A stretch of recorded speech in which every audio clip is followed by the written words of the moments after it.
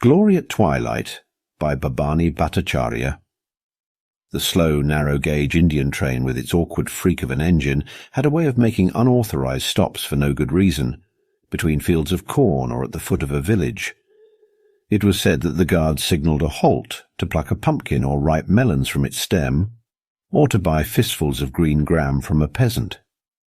Some of the passengers grumbled and sat with drawn brows, composing in their minds angry letters to authority or to the press. But others seized the chance to slip merrily out of doors for a breath of air and a view of the green fields.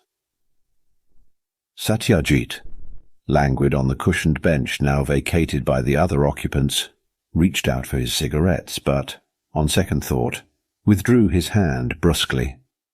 "That won't do," he told himself with a stern shake of his head. His smoke was rationed.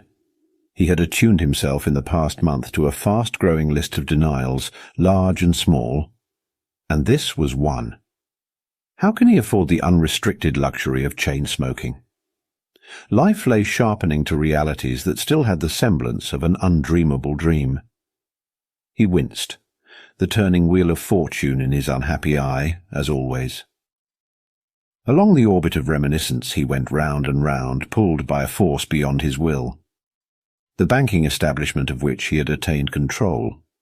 The amazing tempo of it all.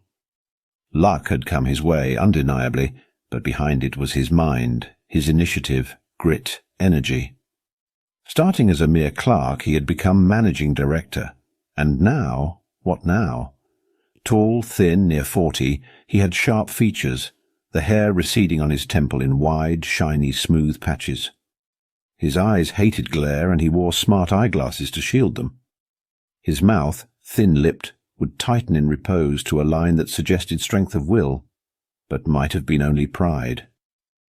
"What now?" he said to himself in an underbreath. Those words had become his obsession. What now? He had no business to be on this wretched train on a neglected railroad, travelling away from the city where he must look for work, for the means of living. With the sudden collapse of his bank, all his private assets were gone overnight. The equities, the house on Tagore Street, even the 2 cars, his and his wife's. A mercy that she was away from the scene, with her parents at Delhi, and unaware of the full extent of the ruin. A telegram had come last Tuesday announcing the safe birth of her child. Their firstborn, for he had married late in life, his son, his heir, and he had sold off his diamond ring to send his young wife a remittance for the name-giving rights. She had married a man of fortune. That made it harder for him in this crisis. True, she knew all about his earlier life, but that was storybook stuff. It could be narrated happily to their firstborn when he grew older. The story lay killed by its sequel, failure. Glory was all overlaid with dark shame. Glory was dead. It would be easy enough today if there were none else to think of except himself. Born in a humble village home, self-educated, struggle had been his life-breath. How grateful he was for the clerkship he secured. A turning of the wheel of fortune, he had wondered. The next turning, a year after, was more dramatic. What made him give a fixed look to the man beyond the brass grill of the counter? The cheque presented for encashment was not a large sum. Eye upon eye, alarm vivid in the face and the hand on the counter shaking curiously. Surprised, stirred by a quick impulse, he took the cheque to the accounts desk, compared the signature with the one on record. It tallied. But that face, that hand, 100 reasons, none connected with the cheque, could explain the face and hand. Even so, the impulse led him to the telephone. "Sir, have you signed a bearer cheque for Rs 2000? It has yesterday's date." Rs 2000? No. His heart felt pain for lack of air. "Sir, are you sure? The signature seems okay." In the next instance he was back to his counter in a rush. Where was the man? There, close to the exit, and the face turning back for a moment wore stark fear. He was going away. Feet bounded up the counter. The bank clerk hunted down his prey on the gravel path 20 paces from the front door. There was no struggle. The man crumpled down in a heap, He squatted with head between his hands, looking down, tears rolling down. "Why did you have to commit forgery? She has TB. She is dying for want of medicine." "Who?" "My wife. I saw no other means. I give lessons in maths to the rich man's son. That money—" The head between the hands wagged from side to side in a queer rhythmic frenzy. That was the way the clerk grew into an accountant. He deserved what he had gained. He was not made to be a mere clerk. Lost in the thrill, he had honest contempt for his stepping stone, the forgerer. You could not commit such a crime even to save your dying wife. Your dying wife. But today, as he sat on his lone bench on the train, he saw mind pictures and felt troubled. The crouched figure on the gravel path, wrapped in mute grieving. The prisoner at the bar, face frozen as though he had died within himself. Had he anything to say to the court? The judge had asked. Punish me. Is that all? Punish me as a killer. Killer? I have put my wife to shame. Shame kills as fast as TB. Yes, that wretched one had turned the wheel for him with his trembling hand. From that point, the wheel attained a volition of its own, moving continuously. He had every reason to be grateful to the forgerer. Too late now to seek him out, give him a chance to live. Too late. He himself sorely needed a chance to live. The banking business lay around him in a broken mass, and there was he, prostrate on his face in the wreckage, sucking its dust, all his fault. He had tried to overreach himself.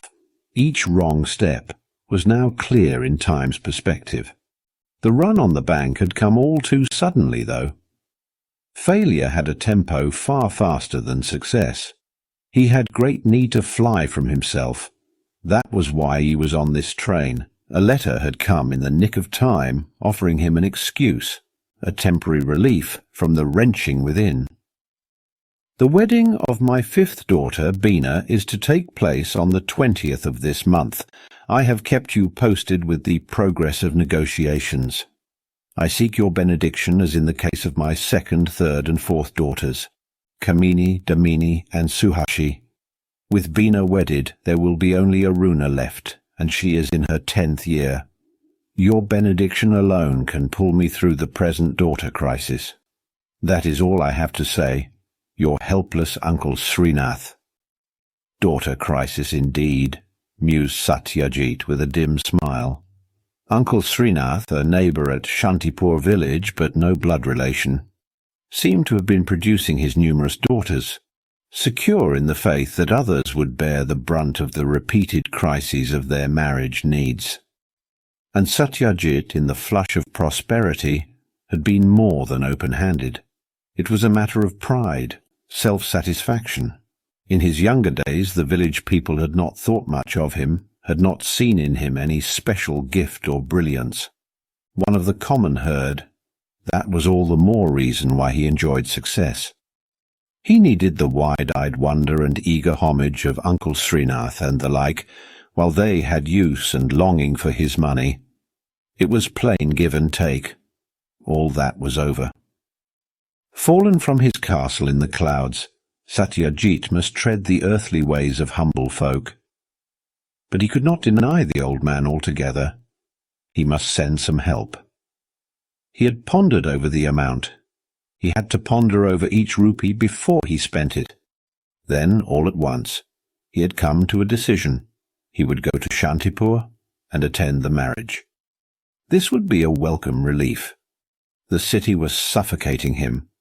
His mind would be freshened, his strength renewed for the coming struggle by a return to the physical scene which had been his starting point in life. Let that be his starting point once more, outwardly as much as in the spirit. He would also take this chance to look at his ancestral house and fish pond, both leased out, bits of property still intact amid the vast demolition. Those he must pass on to his wife as his last gift. And he had sent word to Uncle Srinath about his arrival on the marriage day. The engine came to life with a shrill of warning. The passenger hurried back. Another half hour, and it was Shantipur.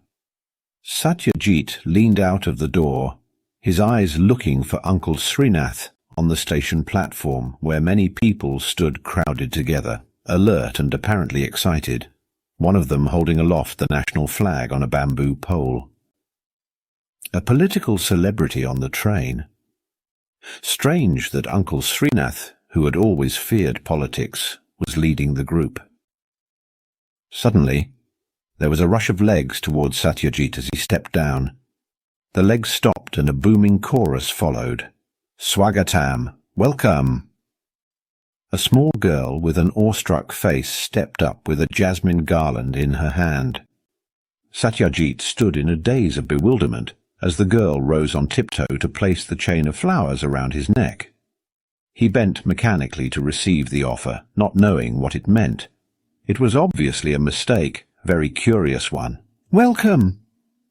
The voices rang again, then an expectant hush. Uncle Srinath turned round to the group. On the high cheekbones and grey stubble of his face was a clear coating of strong elation. "Friends and brothers! Bengal has seen greatness in almost every field of action. I shall not belittle your knowledge by citing names. It is only in trade and industry that Bengal has lagged behind, sadly. The plums of business have gone to people from up-country or from overseas. Overseas. That is why our hearts grow big with pride at the sight of a son of Bengal, a son of our own Shantipur village, who has attained great success in that field, that forbidden field, and become the glory of the motherland. Swagatam! Welcome! Swagatam! The combined voices roared, while the tricolour flag on its tall pole nodded approvingly. When Satyajit slipped down from the ox cart at the door of a mud-brick house, a knot of women waiting tensely with brass water bowls rushed up and stooped over his feet, scrambling for the privilege to wash his feet with cool water. Satyajit shrank back, embarrassed. "It's my Beena's privilege," cried Srinath, smiling. "This is her day.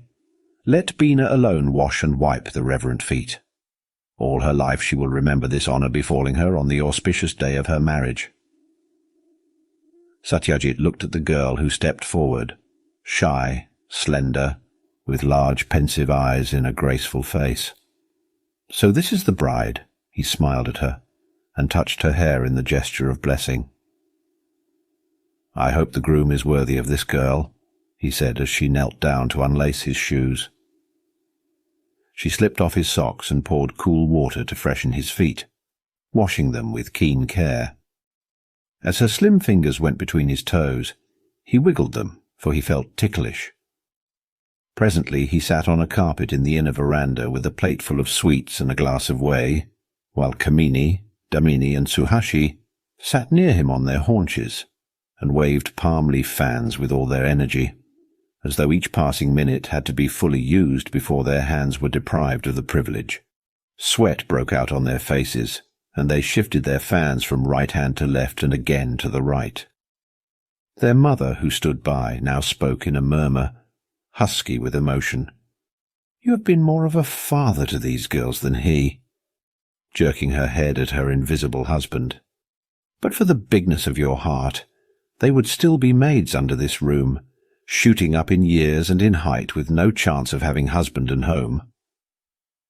She lifted her sari fringes to her eyes, wiping off 2 grateful tears. The meal over, Uncle Srinath, who had been shuttling between the inner veranda and the outer quarters, now stopped, leaning over his guest. "Beena has been given the old jewellery of her mother," he confided. "So that part of the dowry problem has been met. Her 3 married sisters, whom you see before you, and who owe all their bliss in life to your benediction, have given her the marriage gifts she must have: sari, jacket, chemise. Also brass utensils for her new household." "Good, good," Satyajit cried happily. He had Rs 200 in his purse and had wondered how much of it had to go into the marriage pool. Maybe Rs 100, or rather Rs 101, since a figure ending with 0 was not propitious. During the meal he had been slowly adding to that figure. 10, 20, finally stopping at an additional 50. Now that Bina had got all she needed, he could just as well slice a goodly bit off the amount. Let it be Rs 101. The 50 rupees saved would buy a perambulator for his newborn son. Your benediction is our blind man's staff, Srinath went on. Do I have to say more? He apparently decided that he did not, for he changed the topic abruptly. My house has become a place of pilgrimage. You are the pride of the village, its strength. In you the people see their own inmost dream fulfilled. Will you now show yourself for a minute to the devotees who sit waiting? Satyajit followed his host. His devotees were seated on a floor mat, talking animatedly, and at the sight of him there was an instant hush. Hands joined to his chest, Satyajit made salutation to all. He caught sight of the schoolmaster who had taught him as a boy and made a deep obeisance. Swelled with pride, the old man swept the floor mat group with a superior glance before he spoke. Didn't I say 101 times in those far-off days that the light of genius blazed on the face of my young pupil? That he stood apart from every other young pig? He broke short and yielded to a violent fit of coughing to cover up the slip. Presently he resumed, that he with the light of genius on his face was afar from the world where the other youngsters dwelt. Why, I predicted that he would be a High Court judge. Satyajit burst into a laugh.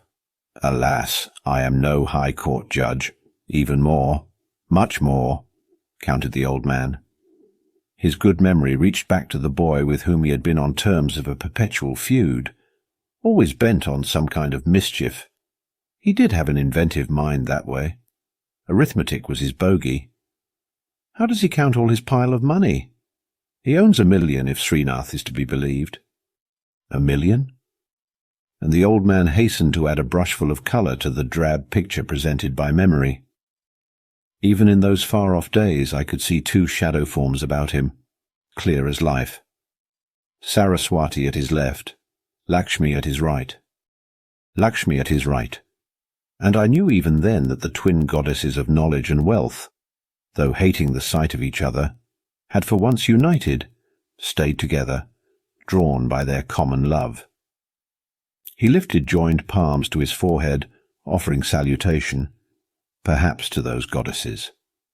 Satyajit was determined to enjoy himself. He felt a twinge of regret that he had not thought of coming to Shantipur and basking in the people's homage when it was truly his due. Now he was an impostor. He impersonated the man he had been a few weeks before. He made an angry jerk of his hand about his face, waving off a sandfly and the regret. Let him be happy for the day, even with a false echo. Let him be wrapped a while in the lingering twilight splendour of departed glory. Tomorrow he would be in the full fury of a stream, tugged under water, fighting for life. Today he would have his last breath of peace, freedom, content. Through the rest of the day he went round the village, meeting the elders, sipping the proffered milk of green coconuts. He visited his house occupied by a tenant, his house, and he touched the walls possessively. This small house gave him a feeling of security, which had not come to him even from his huge city mansion. He spent an hour by the fish pond. His pond, and he sprinkled a palmful of its water on his head. A good-sized carp landed at the end of his hook.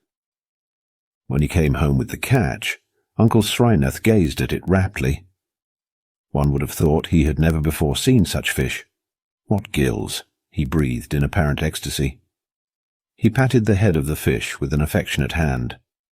Bride and groom shall eat curried portions of this auspicious one when they break their marriage fast at midnight. That will bring them all the blessings that life can give. It was near twilight when the groom's party arrived in ox carts and palanquins. Conchis blew welcome. Young women gathered at the dooryard and gave the shrill traditional greeting expressive of great joy. Ulu, ulu, ululu, ulu. When the bridal party was well settled, chewing betel leaf and waiting for the marriage hour as prescribed by the almanac, Satyajit felt for his purse. Time now to part with Rs 101. Srinath, reading his thoughts, took him to the secluded darkness under a fig tree in the backyard. "My begging bowl is ready," he announced happily. "Yes, yes." Satyajit nodded. "The cash dowry stands fixed. Only ours 2001. "What?" Satyajit felt a hard blow in the pit of his stomach. "That is all." "Ours 2001, Srinath smiled. "Everything else is provided for, even the cost of the marriage feast. Only this last item awaits your benediction." Benediction, Srinath's favourite word, nothing abstract in its meaning. It could be interpreted only in terms of money. Satyajit felt a burning inside him. He had stretched his leg right into the snare of benediction unthinkingly. How could he be so very stupid? Srinath broke the silence with a half-laugh. "This drop in the ocean of your fortune. It shames me to mention the petty figure. Why didn't you write and tell me?" The voice was harsh. The half-laugh repeated itself. "Have I no sense? I am not such a big ass as I look. What? Mention money to a millionaire? And such a pittance. A drop in the ocean." "A drop," echoed Satyajit, his mouth dry. This was the moment for confession. He was even worse off than Srinath. Hard struggle lay ahead of him for bare survival. Srinath would understand. "Millionaire!" Rhapsody in the voice, plain worship on the face, a devotee prayerful before his God. "We bask in your benediction. Our life spark itself is held in your fist. You can destroy it just by closing your fingers tight. Words cannot say what I feel." Yes, the god had been a millionaire, truly. That was yesterday. Today, confession stuck in his throat, clutched by the millionaire's dead hand. Better give an excuse. He had come rushing in the midst of heavy work and had not thought of equipping himself with adequate cash. That would sound plausible. Later, it wouldn't matter if Srinath discovered the terrible truth later, as he must. Something stronger than he spoke with his tongue. "I had to catch the morning train. There was no time to go to the bank. Maybe someone in the village." The words "cash a cheque" were almost on his lips. "Someone in the village will advance a loan." Uncle Srinath rushed out of the house, panic on his face. He had been under the impression that a millionaire always had his pockets stuffed with money. Satyajit returned to the assembled guests.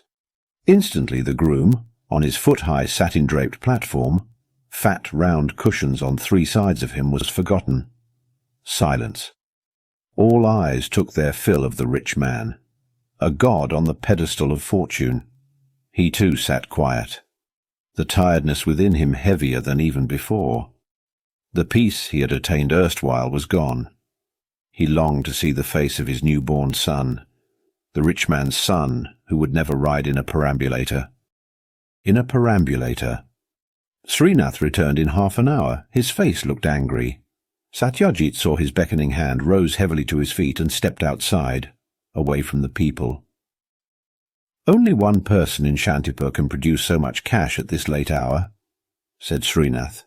"Harish, the moneylender. That shark refuses to make an advance, though. The swift flood of relief. Harish does not trust me." Moneylenders did have a sixth sense. There was no knowing when Harish would have got his money back, perhaps never. Preposterous, not to trust the word and signature of a millionaire. Harish is off his senses. Or is it malice? The voice collected anger. "I could drag him to you and make him grovel at your feet and rub his fat nose on the ground." Satyajit could be generous. "No need, no need. Trust is out of date in these cynical times." The wonder of it. His leg was off the snare of benediction. Where will our India be if such things are tolerated? What is Nehru doing about it? Is there no one to tell him how things stand in the country? Satyajit patted the excited man on the shoulder, soothingly. Srinath controlled himself with visible effort, his face saddened. "What is to be done?" he moaned. "The groom's father is a man of stone. He will break off the marriage unless cash is paid to him before the ceremony starts. Who will ever marry Beena after such dishonour?" Satyajit wagged his head in befitting sympathy. "If only you had written to me, just 2 words or 3. Anyway, do not be worried. You will find another suitable match, a better one maybe. Who can foresee the ways of destiny? He felt for his purse the second time. He ought to restore the 50 rupees he had cut. Let it be Rs 151, even if there would be no perambulator for his son. Srinath cleared his throat twice. It shames me to tell you the full story. Yes? Harish is willing to pay. What? You have just said he will pay against security. He wants security, that evil-eyed shark, your house and fish pond, the madness. To think that house and pond have more weight than a millionaire's signature. Satyajit trembled within him. House and pond, he murmured to himself. The only possessions that had not toppled into the deluge. They were all he could give to his wife. All the old values destroyed, where will our India be? Has Nehru no sense to understand this? What? A pond weighs more than a millionaire's word. A house is better security than the signature of his hand. Yet what else is to be done? Palms folded together made supplication.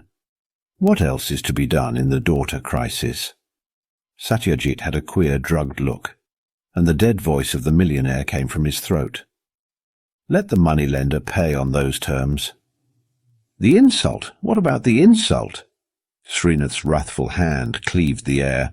When the thing is done, I will make the shark rub his fat nose on the ground at your feet. I will do that, be sure. You will also see the whole village spit at the shark, Thu. The deed was signed. The house was gay with marriage music. Satyajit walked off to the deep dark under the fig tree all by himself. What now? He said under his breath, and a dim smile pinched the corners of his lips as he stuck between them the cork tip of a cigarette, the last one in the tin, and lifted a lit match with slow, tremulous deliberation. The end. The end.